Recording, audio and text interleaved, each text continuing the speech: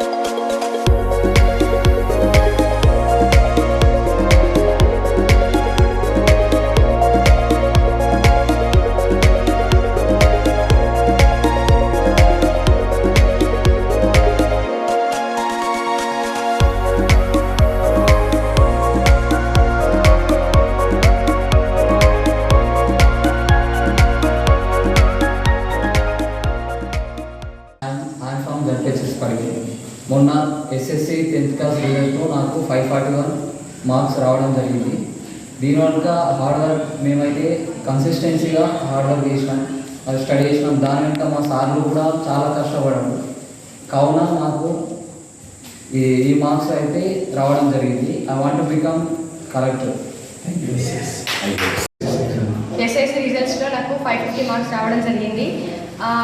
ఈ మార్క్స్కి స్కూల్ టాపర్గా రావడం జరిగింది. ఈ మార్క్స్కి గల కారణం మేము 10th రోజు మా రైటింగ్ ప్రాక్టీస్ కానీ అండ్ రీడింగ్ షెడ్యూల్స్ ఉండే. ఈ యాక్టివిటీస్ ద్వారా అండ్ మా టీచర్స్ మోటివేషన్ అండ్ మా పేరెంట్స్ మోటివేషన్ అండ్ మా డెడికేషన్తో నేను ఈ మార్క్స్ సాధించడం జరిగింది.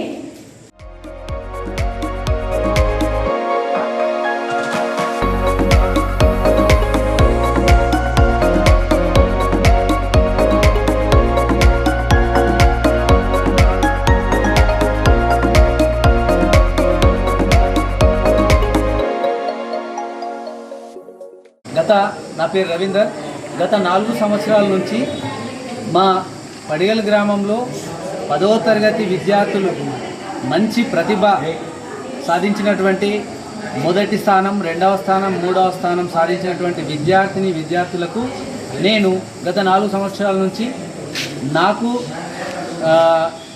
తోచినంత అంటే చిన్న వారికి సన్మానం చేసి మరియు ప్రైజ్ మనీ ఇవ్వడం జరుగుతున్నది.